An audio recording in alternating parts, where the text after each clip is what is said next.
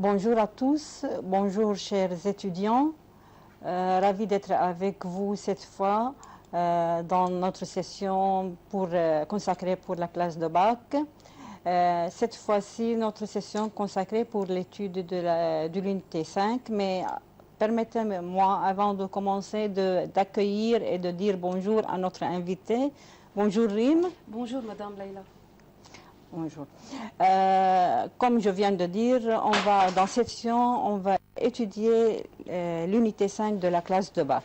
Mais avant de commencer, quel est le thème de cette unité? Quels sont les grands titres consacrés à cette unité? Oui, Madame Leïla, bonjour à tout le monde. On va d'abord commencer à feuilleter le dossier par la couverture. D'abord, on va commencer par la couverture pour savoir quel est le thème du dossier. Alors, chers élèves, ouvrez le livre à la page dossier 5. C'est à la page 74. Oui. Et regardez l'illustration. Qu'est-ce qu'on voit? On voit des grands immeubles. Beaucoup d'immeubles. Oui. Oui. Et ce ne sont pas des immeubles, des petits immeubles, mais des gratte-ciel. C'est quoi un gratte-ciel? Un gratte-ciel, c'est un immeuble qui a une grande hauteur, contient dizaines d'étages. Alors, dans cette illustration, on a beaucoup de gratte-ciel. Alors, imaginez, chers élèves, de quoi on va parler. Est-ce que c'est la croissance démographique? De quoi? On va lire le titre, la surpopulation, une réalité. Donc, le thème central, c'est la croissance démographique. Concernant la démographie. Oui, la démographie. Donc, dans tout le dossier, on va traiter le thème de la démographie. Mais ce thème est présenté sous de différentes compétences, n'est-ce pas? Nous allons commencer maintenant par la compréhension orale. Oui.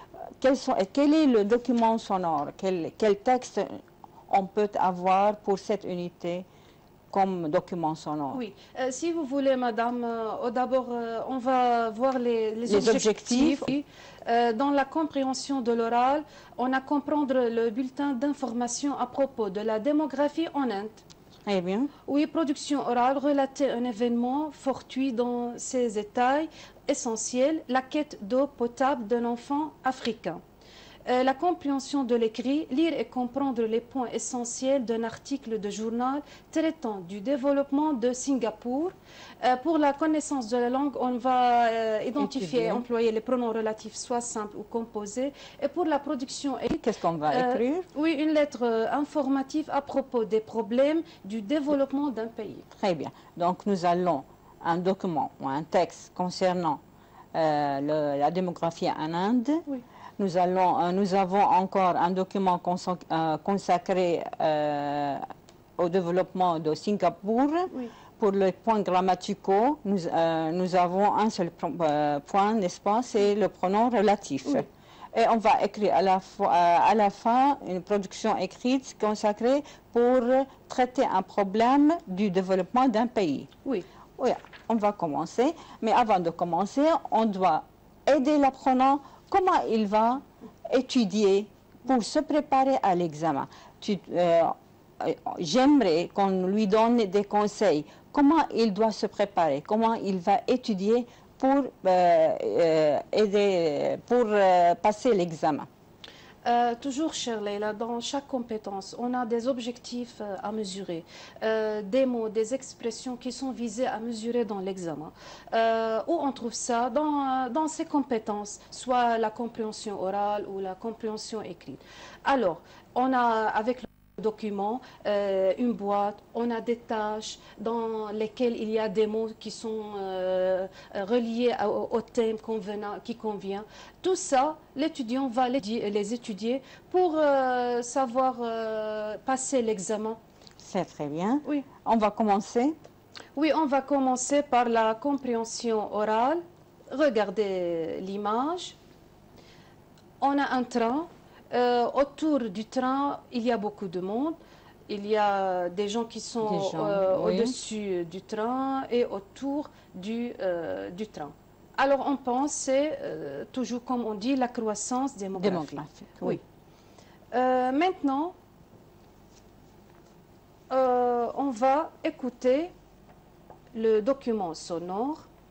Et si l'apprenant ici à la maison, qu'est-ce qu'il doit faire? L'élève peut ouvrir la page, c'est à la fin du livre, c'est à la page 122. 122. Oui. Oui. C'est la transcription du document sonore de l'unité 5. Donc, il va lire ce texte, n'est-ce pas? Et qu'est-ce qu'il fait? Vous voulez qu'on lit le texte? Animateur, bonjour, ici Radio Alpha, il est 9h. Voici le titre que nous allons développer aujourd'hui, la croissance démographique en Inde. Nous avons notre correspondant à Delhi pour nous mettre au courant de ce qui va se passer demain au Congrès national sur la croissance démographique là-bas. Le correspondant, bonjour Laurent, bonjour à tous. La croissance démographique indienne représente le défi majeur de l'Inde au XXIe siècle. Oui. Les responsables présents au Congrès débattront le sujet de la croissance rapide de la population. Une bénédiction ou une malédiction? Pour parler de ce sujet, j'ai avec moi M. Raji, expert indien en démographie et l'un des participants au Congrès. Monsieur Raji, la population indienne augmente d'environ 19 millions d'habitants par an. C'est vrai, Monsieur Raji? Oui. En un peu plus d'un siècle, les Indiens ont vu leur nombre multiplié par 5 sous l'effet des progrès de la médecine, du recul des épidémies et de la disparition des familles. On peut ainsi s'attendre à ce que l'Inde devienne le pays le plus peuplé du monde aux alentours de 2025, ce qui pose des problèmes de surpopulation. D'une part, cela représente une richesse puisque nous aurons une population jeune et active. Aujourd'hui, les moins de 20 ans représentent 45,3% de la population indienne. Mais d'autre part, le pays doit faire face au défi de nourrir, loger, scolariser un nombre important d'enfants et leur créer des emplois plus tard. Le correspondant, est-ce que la question de l'enfant unique sera posée sur la table demain? Monsieur Raji, non, c'est une question de responsabilité individuelle. Nous allons axer nos efforts sur les campagnes de sensibilisation et d'information pour les familles. Bien. Donc, notre texte est consacré pour parler de la surpopulation en Inde, n'est-ce pas? Oui. C'est un problème, c'est une bénédiction ou la malédiction. Oui. Et puis, à la fin, peut-être il y a une solution ou pas. Oui. Oui. On va maintenant, pour étudier ce document ou ce texte, qu'est-ce que l'apprenant doit faire? D'abord, on a une boîte dans laquelle il y a le lexique visé. Donc, il doit se référer à ce boîte où il y a des expressions et des mots visés à mesurer. Oui. Ce sont de nouvelles expressions ou de nouveaux mots qu'il doit retenir, qu'il doit acquérir la compréhension pour comprendre un texte similaire. Oui. Oui. Démographique qui se rapporte à l'effectif de la population, défis, obstacles, difficultés à surmonter, débattre, discuter, recul, régression, sensibiliser, rendre attentif à quelque chose. Est-ce qu'il doit retenir par corps ces mots, Rim? Il faut identifier le sens de ces mots, oui. Peut-être dans le texte similaire, il y a un mot qui est le synonyme du mot qu'on trouve dans le document. Oui. Alors pour ça, il faut acquérir ces mots.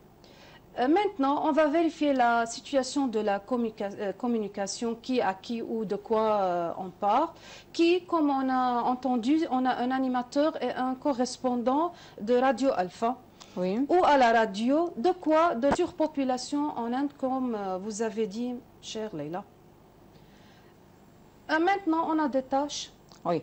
Donc, il doit faire directement les tâches qui se trouvent à la page 76. Oui.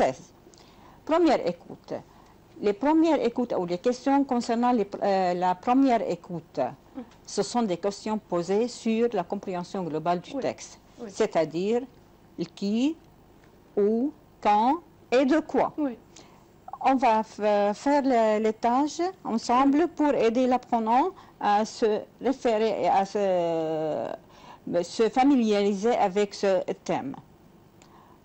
Première question. Il s'agit d'une interview, un sondage, un reportage. Et la réponse correcte, c'est une interview. Comme on a dit, un correspondant et Monsieur Raji. C'est une interview. Une interview, oui. Oui, deuxième question. La personne interviewée est... Est-ce qu'il est un animateur de radio ou un spécialiste en démographie ou un sociologue? Comme on a écouté, c'est un spécialiste en démographie. Et quel est le sujet central du document? La richesse de l'Inde ou la croissance démographique en Inde ou le progrès de la médecine en Inde. Chers élèves, faites attention pour les distracteurs. On a entendu ça dans le document. On a entendu la médecine, le progrès, la croissance. Alors, les distracteurs sont... Alors, comment l'apprenant va prendre la décision de la correcte réponse? Il faut écouter et comprendre. Il faut mieux comprendre. Ce n'est pas la richesse de l'Inde, c'est la croissance démographique en Inde. Oui. Le progrès de la médecine en Inde, c'était une cause. Oui. Donc, le problème, c'est la croissance démographique en Inde. Maintenant, on passe aux questions concernant l'analyse détaillée du texte, c'est-à-dire les idées secondaires, les idées détaillées du texte. Comme quoi, par exemple, on pose des idées? Oui, dans notre analyse discursive, on va traiter vrai ou faux, une activité vrai ou faux. Selon M. Raji, les jeunes sont considérés comme un point positif dans la société. Vrai ou faux? Et la réponse est vrai. On a écouté une jeune active. Alors, active, c'est-à-dire ils sont considérés comme un point positif et non pas négatif. Et on trouve ça dans le document. Le progrès de la médecine entraîne une croissance démographique. Oui. On a dit que... C'est vrai? C'est vrai, oui. Quelle est la justification citée dans le texte? Oui. Le mot, c'était... sous l'effet de progrès de la médecine, du recul des épidémies et de la disparition des familles. Très bien. Les responsables réunis au Congrès discuteront la question de l'enfant unique. Oui. C'était à la fin faux. Oui, parce qu'on dit à la fin, est-ce que la question de l'enfant unique sera posée sur la table demain? Non, il a répondu par non. Oui. La question suivante, nous avons les défis des gouvernements en Inde. Ils ont cité plusieurs défis et l'apprenant doit cocher les défis cités dans le texte, n'est-ce pas? Oui. Donc, quels sont les défis cités dans le texte? Oui, on va commencer. Cocher les défis des gouvernements en Inde cités dans le document pour faire face à la croissance rapide de la population. On a cité la nourriture, n'est-ce pas? On a cité la famille, non, cela n'existe pas. Le logement, on a parlé du logement, épidémie. Le mot épidémie, cela existe dans le document, mais ce n'est pas comme un défi. Faites attention, les distracteurs sont existés dans le document. Alors, tu pourrais aider l'apprenant. Comment il va trouver la réponse, c'est-à-dire où se trouve ça dans le texte? Quelle est la justification citée dans le texte? Pour la nourriture, où on peut trouver ça? Pour la nourriture, on trouve ça, mais d'autre part, le pays doit faire face aux défis de nourrir, loger, scolariser un nombre important d'enfants et leur créer des emplois plus tard. Vous pouvez dire que c'est dans le dernier paragraphe du document. C'est très bien. Oui, et l'emploi, on a cité la nourriture, logement et l'éducation et l'emploi. Et l'emploi. Oui. Et la question suivante, sur quoi on pose cette question? C'est un pourcentage que représentent les chiffres 19 et 45,3%. Comme on a dit ici, le 19, c'est le taux d'augmentation, 19 millions. Et pour le pourcentage, c'est les moins de 20 ans. Oui. Les moins de 20 ans représentent ce taux ici. Et à la fin, chère Leïla, on a l'appropriation. L'appropriation. Mais j'ai une question à te poser, Rim. Oui. Est-ce que l'apprenant doit réviser par cœur ses activités, ses questions et les réponses? C'est pas par cœur. Qu'est-ce qu'on a comme des Quel est le profit de l'apprenant s'il répond à ces questions? En répondant à ces questions, on a des mots qui sont visés à mesurer, des mots, des idées, des expressions.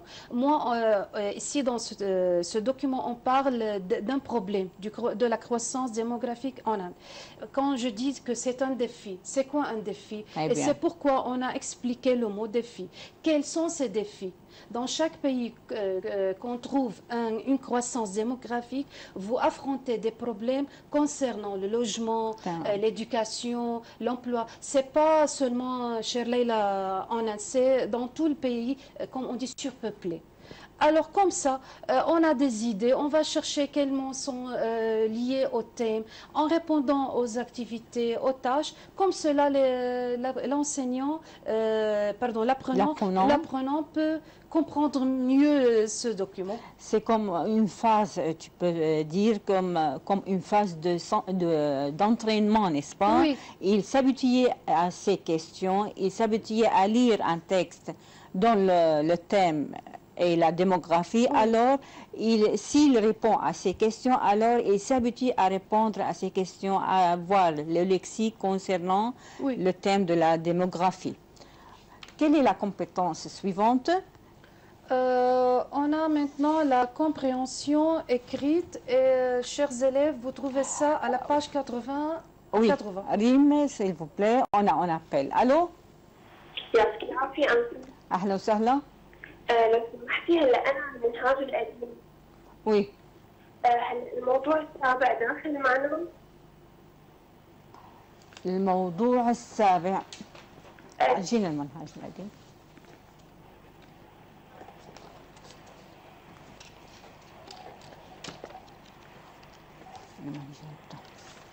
هل هذا الكيس بدك بالليفر؟ لا بدنا الليفر ما هيك؟ ايه الليفر بالاول. الموضوع السابع لا ما له داخل معكم بنتي. طيب بالنسبه للوحده السابعه انا ما عرفت شو الشيء اللي داخل، يعني بس الموضوع محذوف منه؟ بس الموضوع والوحده الثامنه.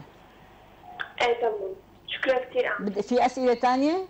لا يسلمك ايديك. اهلا حبيبتي. Oui, on continue. Oui, maintenant on va parler de la surpopulation, mais dans un autre pays, c'est à Singapour. On va voir comment les habitants ont exploité, on ne va pas dire un problème, mais de cette augmentation, comment on en a exploité, oui, pour développer leur pays, pour trouver pas de malédiction comme on a vu en Inde, mais pour transformer ça en bénédiction. Une grande bénédiction. Une grande bénédiction, oui. Donc, quels sont les mots et les expressions visées à mesurer dans ce texte? Oui. Vous voulez qu'on parle d'abord de la forme du texte? Bien sûr. Oui. Chers élèves, ici on a regardé accueil, service, contact, commencer. Cela, à quoi ressemble? Cela ressemble à un blog. Le blog, c'est un site web dans lequel l'internaute publie des informations, des textes. Une chronique oui. personnelle, des photos pour recevoir des commentaires, etc. Il va traiter un sujet personnel. C'est oui. Ça un blog. Alors, dans ce blog, on a parlé du Singapour. C'est la forme générale.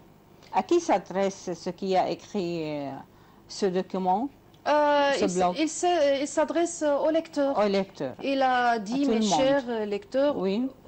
Tout le monde.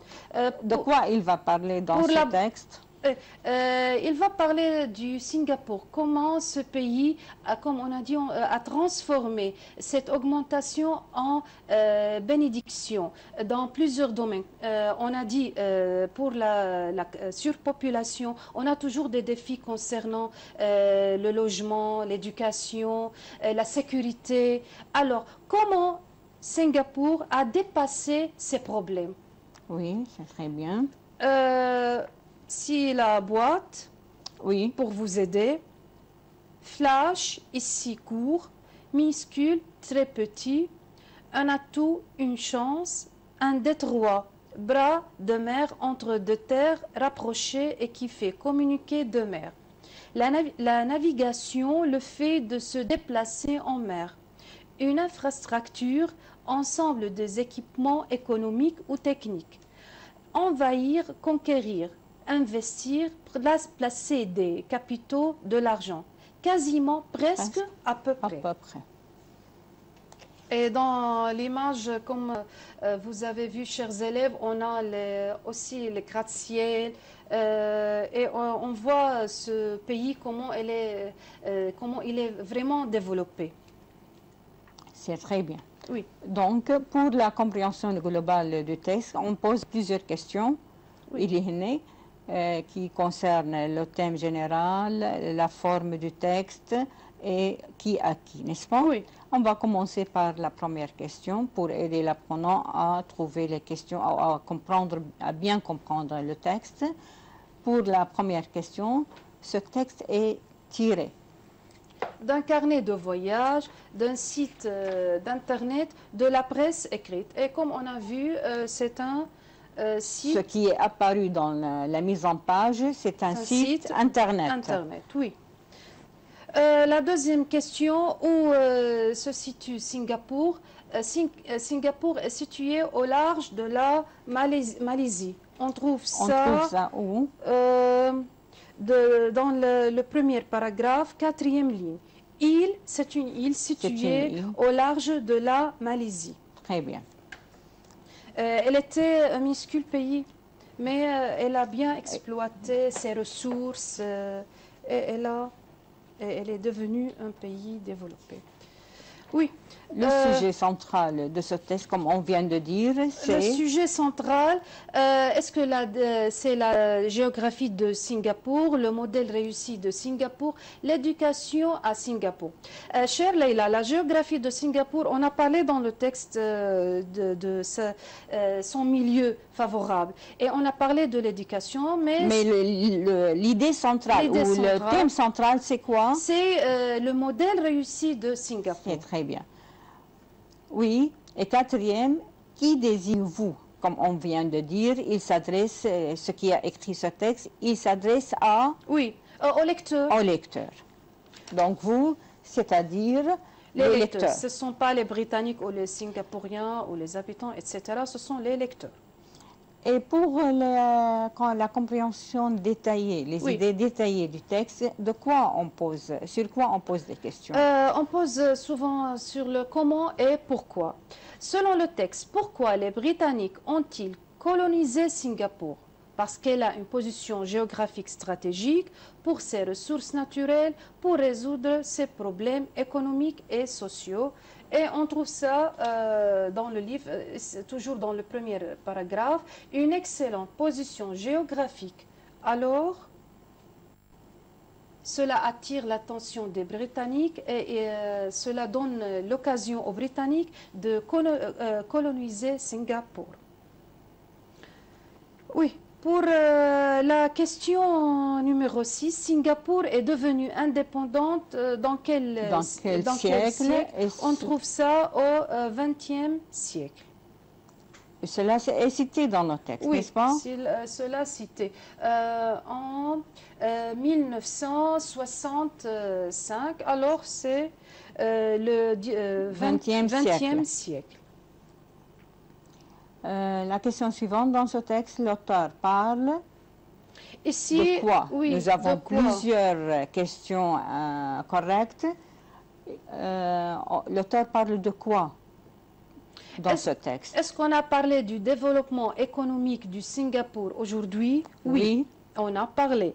Des problèmes sociaux de Singapour aujourd'hui, on n'a pas trouvé ça. Tu pourrais nous donner une justification sur les réponses correctes? Oui. Où il peut trouver ces questions, ces réponses?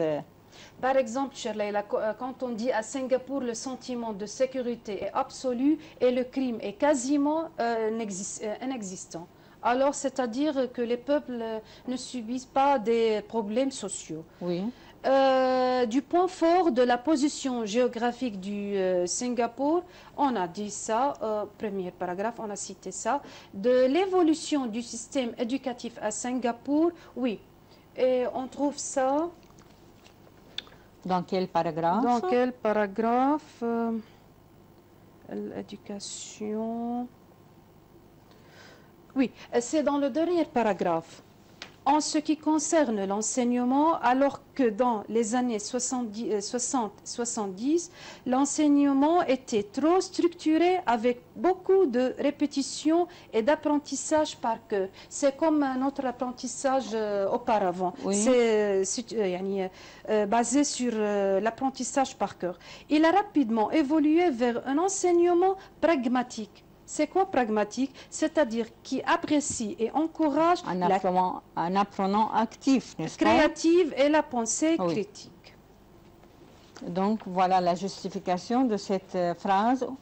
Oui. D'un document touristique portant sur Singapour, Non, bien sûr, non. Du sport à Singapour, On n'a pas cité ça. le Oui. sport. Oui. Et la question suivante. De gigantesques infrastructures ont envahi Singapour sans détruire sa nature. Relevez la phrase qui le montre. Puisqu'on a le mot envahi, on va chercher dans le texte où se trouve le mot envahi. Envahi, c'est dans la deuxième... Première ou deuxième paragraphe? À la fin du premier paragraphe. Oui. L'île est envahie de gigantesques constructions et infrastructures ultramodernes, et pourtant la nature y est habilement préservée et intégrée. Oui. Les Singapouriens qui n'ont pas leur propre logement sont une minorité. Relevez la phrase qui le montre. C'est-à-dire, est-ce qu'ils ont toujours un appartement, un petit appartement? Oui. Où on trouve ça? Pour le logement, ici, dans le but de leur offrir des logements de qualité à des prix modérés, parce que c'est pas grave, c'est pas la peine de trouver seulement un appartement. Il faut trouver un appartement et avec un prix modéré, abordable, c'est-à-dire. Et encore, nous avons une autre phrase peut-être. Oui, il y a un gouvernement, Leïla, qui a créé le Housing Development Board, Conseil de développement du logement. Cette organisation, grâce à cette organisation, 90 des résidents singapouriens sont propriétaires de leur domicile. Il y en a 90 de la population. Ce n'est pas une minorité, mais c'est la majorité. Ils possèdent une Très bien. Donc, maison. Minorité, c'est le contraire de la majorité. Donc, ce qui est cité dans le texte, quel pourcentage? 60? 90% sont des résidents, des propriétaires, n'est-ce pas? Alors, ce n'est pas une minorité, mais c'est la majorité de la population singapourienne ont des maisons et ont des logements. Oui. Ils sont propriétaires. Ce sont des propriétaires. Oui. Et question numéro 10. Le crime à Singapour a presque un taux nul. Montre-le dans le texte. Quoi un taux nul? C'est-à-dire il n'y a pas d'un crime. Oui. À Singapour, c'est la ligne qui est après. À Singapour, le sentiment de sécurité est absolu et le crime est quasiment inexistant. Et pour cela, le mot quasiment est un mot visé. C'est-à-dire à peu près. À peu près. Oui. Donc, il n'y a pas de crime à Singapour, donc on a beaucoup de sécurité. On a beaucoup de sécurité, oui. La question suivante. Oui. En 2014, Singapour a pris une place importante dans le commerce mondial. Relevez l'expression qui le montre. On trouve ça, le pays, où se trouve le pays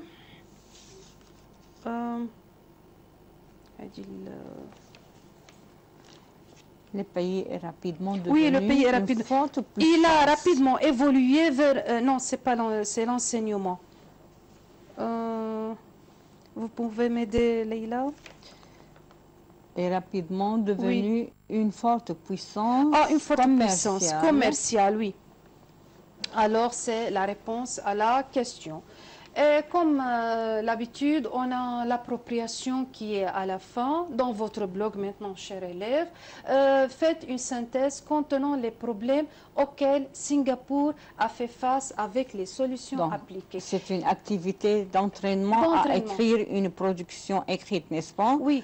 Donc, il doit faire cette activité, il doit s'entraîner à écrire et à donner son avis en ce qui concerne le développement de son pays à l'examen, parce qu'à l'examen, il doit écrire une production écrite, n'est-ce pas? Oui. Alors, c'est comme une activité d'entraînement à la production écrite. Et il ne faut pas l'apprendre par cœur. Bien sûr. Il faut, même s'il y a des fautes, même s'il y a une difficulté en écrivant la production, au fur et à mesure, les habitants s'habituent à ça. Comme vous avez dit, chère Leïla, ce sont des phases préparatoires, c'est une activité d'entraînement, et alors pour arriver à la tâche finale. Oui. Maintenant, qu'est-ce qu'on va étudier dans l'unité 5? On est arrivé, chère Leïla, au pronom relatif simple. C'est-à-dire le point grammatical cité dans cette unité. Oui. On va étudier les pronoms relatifs simples et composés. Qu'est-ce que ça veut dire un pronom relatif? Pronom relatif, ce mot dirige du mot relié. On a deux phrases isolées et le pronom va relier ces deux phrases pour éviter la répétition. La répétition, donc. Répétition donne une faiblesse, une sorte de faiblesse à la phrase. C'est pas logique de répéter toujours le même mot. Alors, le pronom relatif sert à introduire un lien entre un pronom ou un nom. Un pronom ou un nom qu'on appelle un antécédent qu'il représente. Quels sont les pronoms relatifs simples?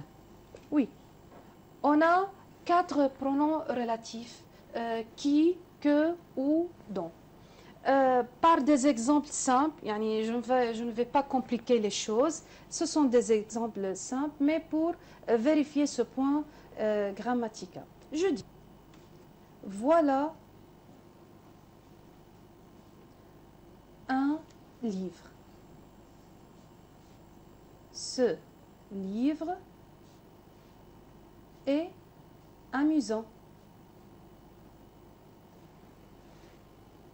Donc, ce sont des phrases séparées.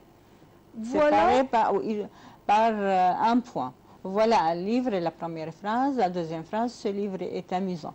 Si on a demandé à l'apprenant de relier ces deux phrases en utilisant un pronom relatif, comment il doit faire, comment il doit savoir quel pronom il doit mettre, comment il doit relier ces deux phrases, où il va placer le pronom relatif? C'est à travers la fonction grammaticale du mot répété. Comme on a dit, le pronom relatif sert à introduire un lien avec l'antécédent. Bien sûr. Alors, ici, on a le mot livre. C'est le mot répété. C'est le mot répété. Et on ne va pas supprimer le mot livre dans la première phrase. Bien sûr. Ici, elle introduit la parole. Mais ici, dans la deuxième phrase, ce livre est la fonction grammaticale sujet. Alors, le pronom relatif qui convient, c'est qui? Oui. Il faut savoir deux choses. Premièrement, le pronom relatif qui convient. Deuxièmement, la place. Très bien, le placement de ce pronom. Où je dois mettre le pronom relatif. Où on met le pronom relatif? Il aime toujours l'antécédent. Il est à côté de l'antécédent. Voilà. Qu'est-ce que ça veut dire l'antécédent, Rim? Le mot répété. Le mot répété dans... le mot qu'on le répète dans la deuxième phrase. Voilà un livre qui est amusant. Tu peux indiquer l'antécédent dans cette phrase? Livre. Dans la deuxième, avec le pronom Oui. relatif. Ah, deuxième. Oui. Ici. Donc, voilà l'antécédent et le pronom relatif, suit directement l'antécédent. Très bien. Donc, la première fonction, c'est le sujet, le pronom relatif qui correspond au sujet, à cette fonction, c'est qui. Oui. Si le mot répété est complément d'objet direct, quel pronom relatif on doit mettre? Oui, chère Leïla. Le même livre. On va répéter le même livre. J'aime le livre. Voilà un livre. Mais faites attention. Maintenant, je donne le livre à Hiba, par exemple. Ici, le mot répété. Mais la fonction, cette fois, c'est complément d'objet direct. Je donne quoi? Je donne le livre. Complément d'objet direct. On ne peut pas mettre maintenant qui, il faut mettre que. Voilà un livre que je donne à Hiba. Tamam. Donc, que est un pronom relatif qui remplace un mot Oui. dont la fonction est complément d'objet direct. Oui. Troisième pronom relatif. Maintenant, on a le sujet, on a le complément d'objet direct. فعلنا الورقة مشان تبين الكتابة. Oui. C'est bien comme ça. Oui. Maintenant, on a le complément circonstanciel de lieu ou de temps. Ou de temps. في ظرف زمان وظرف مكان. Oui. Exemple. Voilà un immeuble.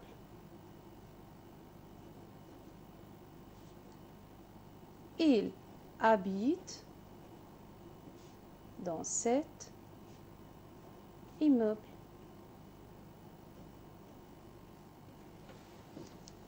ضبطي الورقة هي؟ Yeah. Oui. Voilà un immeuble. Il habite dans cet immeuble. Il, sujet, habite, verbe. Mais ici, j'ai dans cet immeuble. Donc, Quelle est la fonction de ce groupe de mots? cette prépositionnelle, c'est de lieu. Complément Donc. circonstanciel de lieu. Alors, Où est l'antécédent dans cette phrase? immeuble. L'immeuble. Immeuble. On va remplacer dans par le pronom relatif ou. Voilà. Seulement dans Dans cet immeuble. يعني tout le groupe prépositionnel. فعلنا الورقة كمان Oui. خليها تبين أكثر. Oui. Voilà un immeuble où il habite. Très bien. واضح هيك؟ Oui. طيب. Le quatrième pronom relatif. Le quatrième pronom relatif. On revient au livre. Voilà un livre. dont Voilà un livre. ارفعي الورقة. يلا. Les images de ce livre sont belles.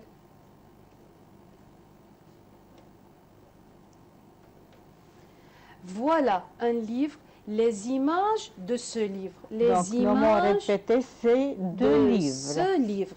Quelle est la fonction de ce groupe de mots ou de ce mot? Complément de nom. Complément Comme on de dit nom. en arabe, طاولة الصف معلم المدرسة مضاف إليه. مضاف إليه. Alors ici, Il est on a précédé de quelle préposition? deux. De. Alors, on va remplacer deux par dans. Voilà un livre. Bien sûr, de avec le mot qui le suit, n'est-ce Oui, pas? dans, yani on va écrire la phrase, dont les images sont belles. Yani moi, je supprime de ce livre. الورقة ضبطي الورقة. يلا. sont belles. ارفعيها شوي. تمام هيك؟ Oui. Donc, pour les pronoms relatifs simples, nous avons 4 pronoms relatifs qui remplacent un sujet, que qui remplace un complément d'objet direct ou remplace un complément circonstanciel de temps et de lieu, et dont remplace un complément de nom. Mais chère Leïla, il y a, de nom, mais il y a d'autres fonctions. Oui. Quand je dis voilà un ami, je pars de cet ami. Ici, le mot répété, c'est cet ami. Et la préposition qui précède de. Mais ici, ce n'est pas la fonction complément de nom. Ici, alors, complément d'objet indirect. Mais à condition qu'il est précédé de la proposition de 2. Nous avons 2 compléments d'objet indirect précédés de la proposition 2 et précédés de la proposition 1. Oui. Mais le don doit être précédé de la proposition 2 seulement. Donc, complément d'objet indirect précédé de la préposition 2. On met dont. Voilà, un ami dont je pars. Alors ici, c'est complément d'objet direct. Alors, ou complément circonstanciel de lieu ou de temps, ou le don, et la 2 fonctions, complément de nom et complément d'objet indirect. Complément de l'adjectif. Je suis fière de ce travail. C'est un travail, je suis fière. C'est un travail dont je suis fière.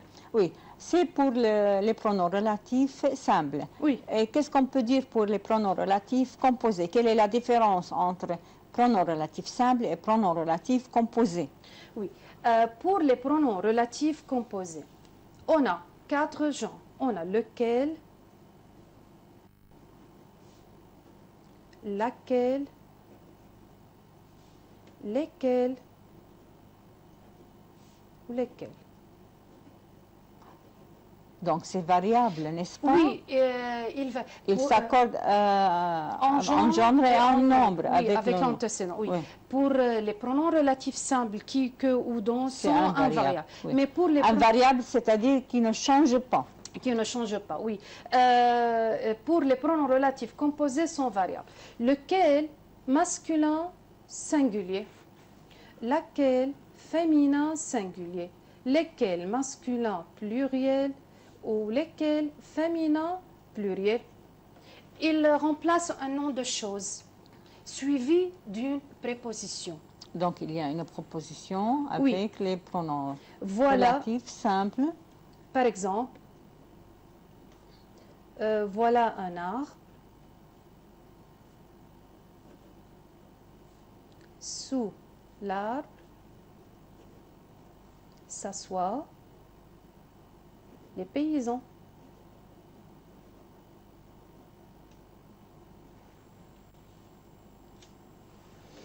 Arbre, Leïla. Oui. C'est incorrect. Mais qu'est-ce qu'on a? On a la préposition. Donc, avant de répéter, il y a une proposition, il y a sous dans cette phrase. Alors, comment on peut choisir entre ces 4 pronoms relatifs? Le mot arbre, c'est masculin singulier. Alors, chers élèves, ne confondez pas entre arabe et français. Pour l'arabe, c'est féminin. Pour le français, c'est masculin. C'est comme ça. Alors, voilà un arbre sous lequel. Donc, ici, on garde la préposition, et puis on met le pronom relatif qui convient. Qui convient, oui. C'est ça pour les... On peut... Donc, pour le pronom, s'il veut étudier ces 2 pages, qu'est-ce qu'il doit faire? Il doit identifier les 2 genres de pronoms relatifs. Où il va trouver ces... Où il va trouver. Mais seulement une chose, chère Leïla, pour auquel, duquel, on va parler un peu de... Mais un peu rapide, s'il te plaît, oui. Donc, pour le pronom relatif composé, on a la préposition, comme vous avez dit, il y a sous, avec, pour, ce sont toujours des prépositions. Mais si on a la préposition à ou de, alors à plus lequel, auquel, à plus laquelle, à laquelle, à plus lesquels, auquel, A plus lesquels, féminin pluriel, auquel. De plus lequel, duquel, de plus Donc, de laquelle, desquels, desquels. C'est pour les pronoms relatifs simples composés. Et moi, j'ai oublié la question. votre Je question. dis comment l'apprenant doit étudier les formes grammaticales. Oui. Qu'est-ce qu'il va faire dans ces 2 pages? Et donc, l'élève a étudié. On va faire la tâche. Compléter avec le pronom relatif simple qui convient. Par exemple, à l'examen, vous avez cette phrase. Cette ville a été fondée en 1062. Ici, il y a... Donc, l'apprenant doit analyser la phrase pour savoir quelle est la fonction qui manque et quel pronom relatif qui convient à cette fonction. Mais avant de terminer, nous avons ici 2 pages concernant la grammaire. Et l'apprenant doit lire la règle qui est dans l'encadré jaune. Il doit lire l'encadré, puis il doit appliquer la règle en faisant les activités. Et pour la production écrite, mais en quelques mots, s'il te plaît, quelle est la production écrite? Parce qu'on est arrivé à la fin de notre session. Oui, le temps passe vite et moi... Oui, la production écrite, qu'est-ce qu'il doit écrire l'apprenant? La production écrite, ça trouve dans le cahier d'activité, Leïla. Oui. Qu'est-ce qu'on lui demande d'écrire? Oui, on va voir que... Écrivez, c'est à la page 69, écrivez une lettre informative au lecteur d'une revue de jeunes. D'abord, il faut analyser, يعني حللوا الconsigne. تمام، نحن عندنا هنا. Donc, il va analyser la consigne. Il va écrire la une lettre avec la forme. Oui. À propos des problèmes de développement d'un pays de votre choix que vous précisez. Donc, il va parler d'un problème démographique. De développement, oui. De développement. Dans n'importe quel pays. C'est pas toujours l'Inde ou Singapour. S'il connaît un autre pays, c'est pas la peine. Très bien. Vous commencerez par faire quelques recherches. Alors, Oui. il va citer, il va respecter la consigne, la forme, la lettre, puis il va écrire un problème. S'il va écrire un problème, il doit citer 3 choses. Il doit citer le problème, identifier le problème, identifier quoi? Les défis, les obstacles les causes ou les défis, les difficultés. Il doit citer les conséquences de ces défis. Et à la fin, il doit écrire ou proposer des solutions. Oui, on est arrivé à la fin de notre session. Merci, Rim, de tes explications et de tes efforts. Chers étudiants, on est arrivé à la fin de notre session. À la prochaine fois, je vous souhaite le succès. Merci.